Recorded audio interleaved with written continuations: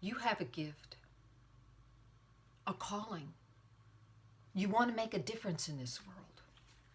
And maybe you've started to do that, but somehow you aren't getting the traction that you expected. Maybe you're a little worried that you're on the wrong track. Or maybe you haven't even started. You're still in a job that's sucking the lifeblood out of you, but you're afraid to leave because it has good benefits. Or maybe you've retired and you're starting to wonder if there isn't more, something more to life than what you're doing right now, but you're afraid you're too old to do anything. Let me tell you, you are never too old.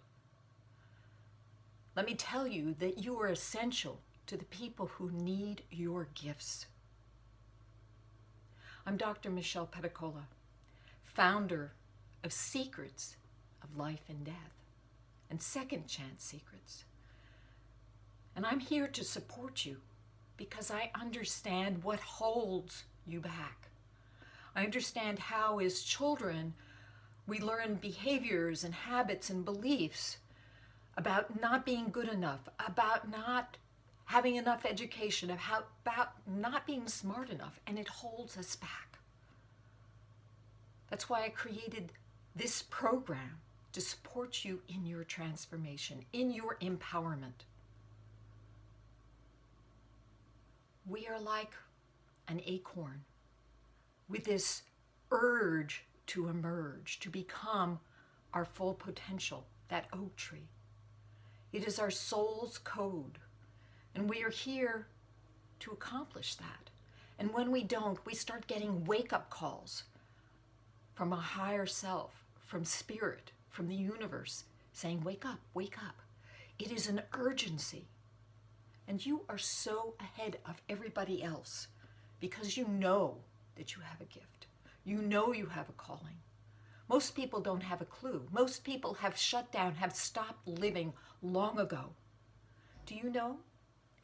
1 out of 6 Americans are on some kind of psychiatric drug, primarily tranquilizers and antidepressants.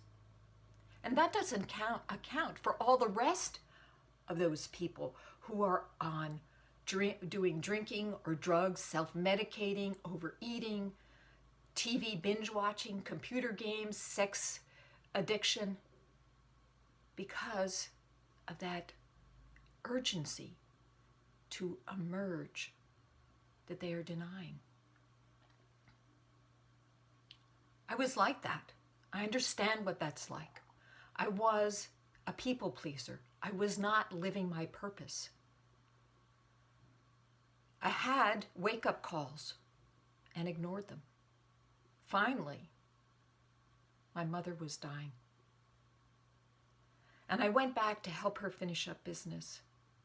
She was a toy designer. She took her designs to major toy companies in New York City. And we were sitting in her studio going through her papers. And I picked up one. It was one of her designs. And I gave it to her and I said, do you need this anymore?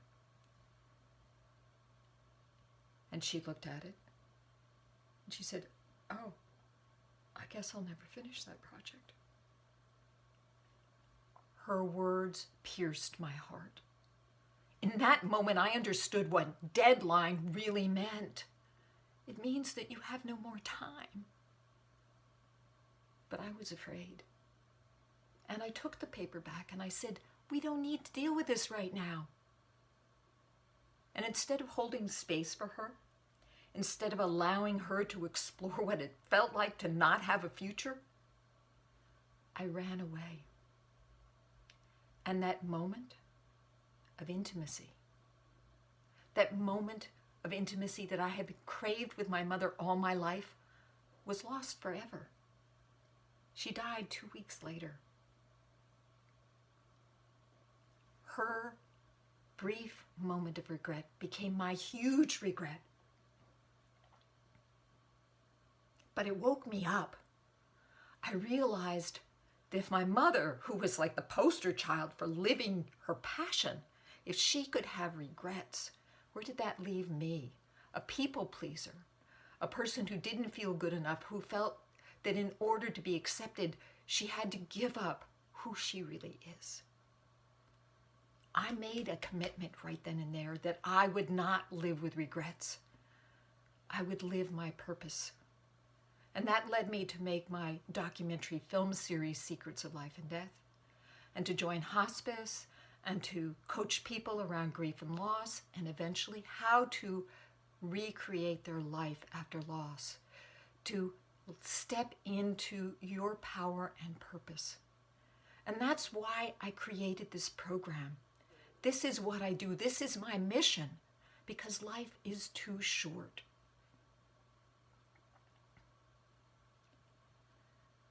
I created Magnify Your Mission so that you can step into your power.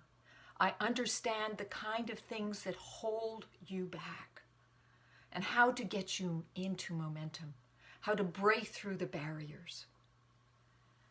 Please read everything that's on this page. And if this seems right for you, I urge you to take action. Sign up. And I leave you with the following thought. If you were to die tomorrow, would you die without regret? And if the answer is no, what are you going to do about it? Life is too short. Do not wait. My mother died when she was only 77. She ran out of time.